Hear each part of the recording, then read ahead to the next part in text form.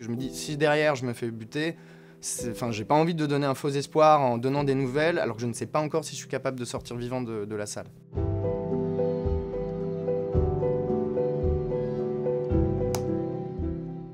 Alors je m'appelle Emmanuel et je suis là parce que le 13 novembre 2015, j'assistais au concert des Eagles of Death Metal au Bataclan. Alors il se trouve qu'à l'époque j'étais journaliste pour les sorties à Paris et notamment beaucoup les concerts.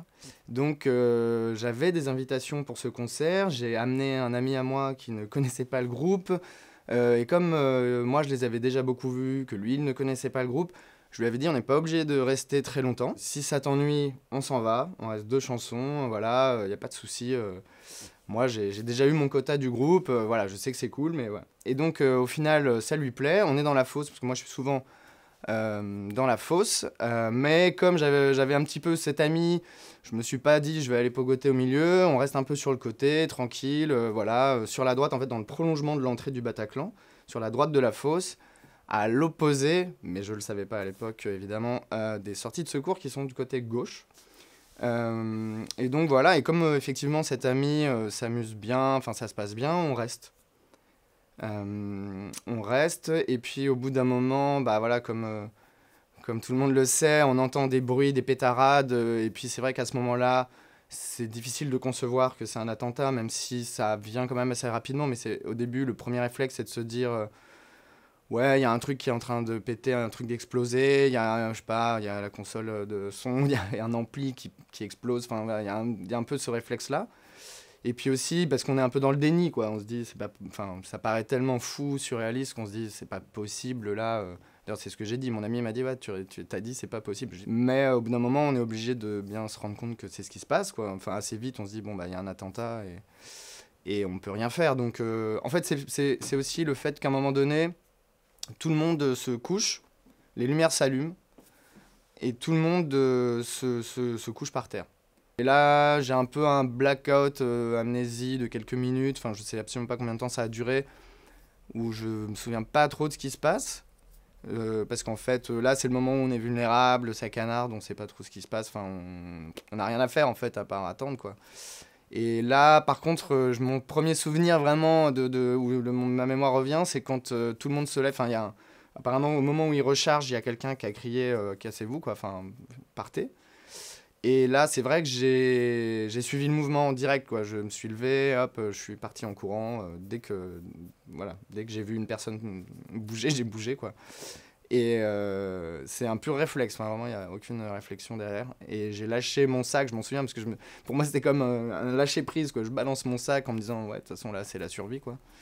Et c'était, voilà, moi, là, après, ça va vite, quoi. C'est-à-dire qu'on a l'impression de mettre vachement de temps pour parcourir très peu de mètres, parce qu'il y a beaucoup de monde. C'est la cohue, c'est la folie totale, enfin, c'est la panique. Et moi, j'ai eu la chance de pouvoir monter sur scène. Enfin, à ce moment-là, j'étais un peu angoissé, parce que je me suis dit, ok, là, je suis sur la scène, c'est un stand de tir, quoi. Mais donc, du coup, j'ai quand même le réflexe déjà de reprendre mon souffle avant de monter sur scène, parce que en fait, c'est un effort. Il faut se rendre compte de l'effort que c'est de faire juste 5 mètres avec des gens compressés dans un état de panique, quoi. C'est en fait un effort très physique. Et du coup, là, reprends mon souffle et je monte sur la scène. Et là, je cherche une sortie de secours.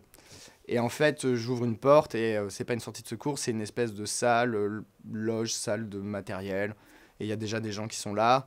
Et puis, en fait, petit à petit, il va y avoir de plus de gens qui vont arriver là. Et oui, j'ai perdu évidemment mon pote dans la cohue, je sais plus où il est.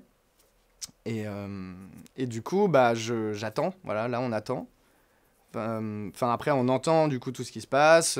C'est un peu le jeu du cache-cache sordide où on est obligé d'attendre en espérant ne pas être débusqué avec des types qui mettent quand même ouais, un petit peu, on va dire, des objets pour essayer de bloquer la porte. Je me souviens que je crois ils ont mis un ampli, peut-être des guitares, des trucs, tout ce qu'ils ont trouvé sous la main pour bloquer la porte. Je pense grosso modo que je suis resté un peu plus de 2 heures dans le local. J'avais pas de réseau, voilà. J'avais pas de réseau, mais je savais l'heure qui passait, je voyais bien l'heure. Et là, effectivement, plus le temps passe, plus on se dit. Au début, on se dit, ok, super, le temps il joue pour moi, parce que plus le temps passe, plus quand même j'ai de chance que la police arrive. Et puis au bout d'un moment, le temps est si long, Enfin, ça paraît vraiment très long quand on reste 2 heures, puis ça a canardé pendant encore un petit moment, mais on entendait vraiment tout, quoi. Et après, au bout d'un moment, ça se calme, mais le temps passe tellement qu'on devient... Enfin, c'est pas parano, j'en sais rien, mais on commence à cogiter et on se dit, ouais, là, c'est trop long, quoi. Si les flics sont pas déjà là, c'est mauvais signe. Enfin, donc là, on commence à reperdre espoir, tellement c'est long. Bah, le moment où ça se termine, c'est que la police défonce la porte, ils nous demandent de lever les bras, ils nous demandent de sortir, d'évacuer les blessés. Il y avait quelques blessés dans la pièce. C'est eux qui sortent les premiers. Et après, on sort tous un peu à la queue leu-leu. Ah oui, alors ce qui est fou aussi, c'est que je retrouve mon ami qui était dans la même pièce, mais dans un recoin. Mais donc on se retrouve quand même à ce moment-là et on sort en repassant à travers la salle, en repassant par l'entrée du Bataclan, quoi. Par la fosse, tout. Enfin voilà, on retraverse la salle.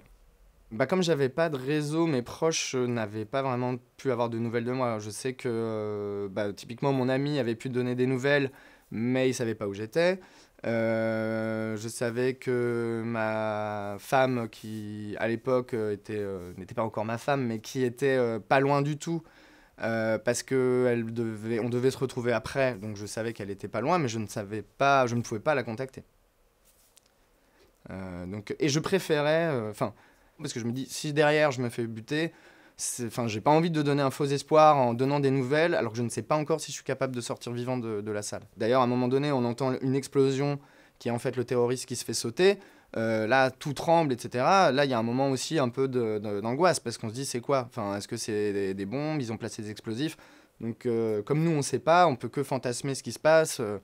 Et évidemment, il n'y a aucune garantie que parce qu'on est caché, on va sortir vivant. Le plus dur, je dirais, c'est d'entendre ce qui se passe et d'être impuissant, mais d'entendre que derrière, que les gens se font mitrailler. Ça, c'est vraiment, vraiment particulièrement horrible. Et puis pour le coup, donc c'est vrai que ça développe une sensibilité au son, à tout ce qui est sonore, à tout ce qui peut rappeler ces sons-là.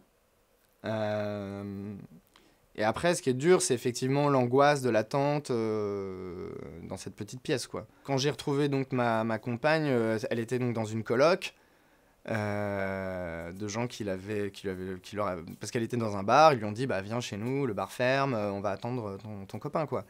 Et quand je suis arrivé, bah j'ai mangé et j'ai discuté tout de suite. En fait, enfin, j'avais besoin. Enfin, j'ai tout balancé. Il y a une adrénaline folle d'être vivant, de se retrouver. C'est un des moments où c'est à la fois on a subi des moments horribles et enfin, on est conscient du drame et enfin, on est même plus que conscient. On a eu une éruption de réalité atroce et en même temps, le bonheur d'en sortir vivant est indicible aussi, même si c'est passager.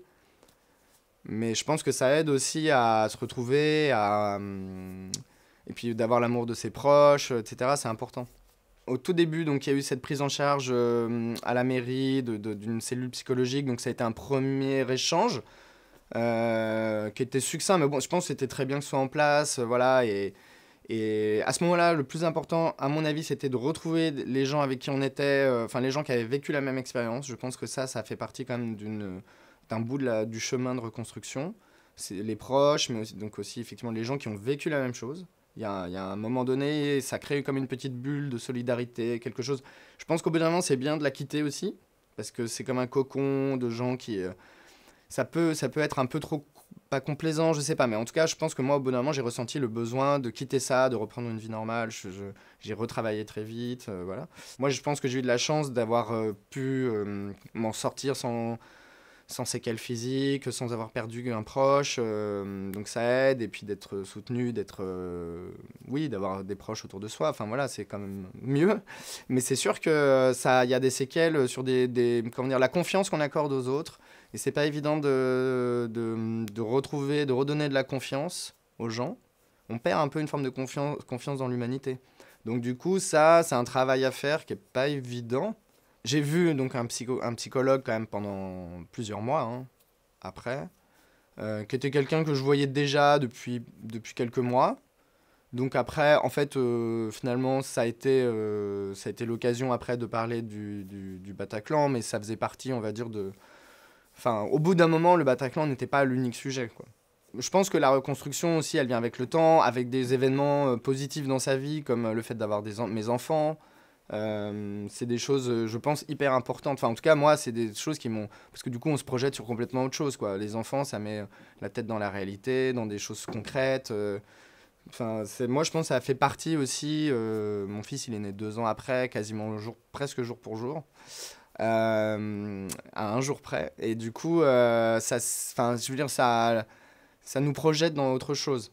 Moi, je comparais un peu l'après à comme soit une gueule de bois ou voire une rupture amoureuse très dure, par exemple. C'est-à-dire un moment où on a envie de rester chez soi, de rester confiné, d'être avec des gens qu'on aime, à faire que des trucs, à regarder des feel-good movies, enfin voilà, à faire des choses où il n'y a pas de violence, il y a pas de, tout le monde est gentil. Enfin, on a un peu envie de vivre dans un cocon. Alors au départ, les associations, c'était un groupe Facebook. Donc j'ai fait partie du groupe Facebook tout de suite, enfin hyper vite, qui donnait accès. Là, effectivement, c'était assez chouette d'avoir ce groupe Facebook parce que non seulement on a pu retrouver des gens, on a pu échanger. Enfin, sur plein de domaines, ça a été très utile. Et ça l'est encore aujourd'hui, c'est-à-dire beaucoup d'infos continuent de circuler comme ça. C'est un groupe d'entraide, même d'ailleurs de gens qui aiment un peu aussi la même musique, donc il y avait un côté un peu cool comme ça, de pouvoir juste parfois dire ah j'ai 2 tickets pour tel concert. Enfin, c'est tout bête, hein, mais voilà, ça peut devenir un groupe d'entraide comme ça. Et aussi d'avoir beaucoup d'infos maintenant sur l'après, sur le fonds de garantie, sur justement aussi les aides psychologiques. Il y a des gens qui se donnaient des conseils de psychologue. Il y a des aides aussi autour du procès. Il y avait aussi des gens aujourd'hui qui parlent beaucoup des études qui sont faites, des études qui sont faites autour de la mémoire des événements. Euh, donc c'est aussi un groupe, voilà, ça aide à récupérer de l'info et à faire, voilà, et puis même parfois à faire des choses tout simplement pratiques, de revoir des gens ou d'accéder à des documents. En fait, après le 13 novembre, il y a aussi un état d'hypervigilance qui se déploie, une envie de boulimie d'information, et ça m'a redonné ce truc-là. Voilà, de vouloir avoir plein d'infos sur le truc. À un moment donné, c'était ça aussi, je pense, qui était très vivace après l'attentat, c'était que je voulais tout savoir, quoi. Je voulais reconstruire exactement ce qui s'était passé. Et à un moment donné, alors que ça ne... Enfin, c'est vrai qu'au bout d'un moment, je me suis dit, ça ne sert à rien, hein, strictement. Enfin, je veux dire, c'est pas ça qui va m'aider. Mais c'est vrai qu'il y avait une boulimie de savoir qu'est-ce qui s'est passé, ils étaient où, à quel moment, qui faisait quoi. Et le procès a un peu a fait rejaillir ce sentiment. Bah, la journée d'hommage aux victimes de terrorisme, enfin, je pense que, je pense que c'est très personnel comme vision des choses. Voilà, encore une fois, moi j'ai la chance de ne pas avoir été ni blessé physiquement, ni d'avoir perdu quelqu'un. Donc je pense que c'est différent. Par contre, c'est vrai que les gens qui étaient là et qui sont morts, j'ai un peu l'impression de devoir... Enfin, en tout cas, j'ai eu l'impression de devoir faire leur deuil. Et en tout cas, pour moi, c'est très important que ces gens-là, par exemple les portraits qu'ont fait Le Monde, qui sont enfin, toutes les hommages qu'on peut rendre à ces gens sont importants. Donc tout ce qui permet effectivement aussi d'en faire quelque chose, de représenter médiatiquement dans la société, d'avoir que ça existe, quoi. C'est-à-dire que c'est sûr que ce qui fait du mal aussi, c'est le silence, l'oubli, voilà. Même si l'oubli peut être, encore une fois, c'est au cas par cas, on peut avoir le droit de choisir l'oubli. J'ai pas de problème à raconter mon expérience du 13 novembre, dans le sens où, bah déjà pour moi la transmission c'est toujours quelque chose qui dans ma vie m'a poussé, enfin c'est quelque chose que je trouve important. Et effectivement ça fait partie aussi d'une reconstruction, c'est-à-dire d'en faire un récit, de s'approprier le récit qu'on a vécu, et pas d'en être juste un acteur passif.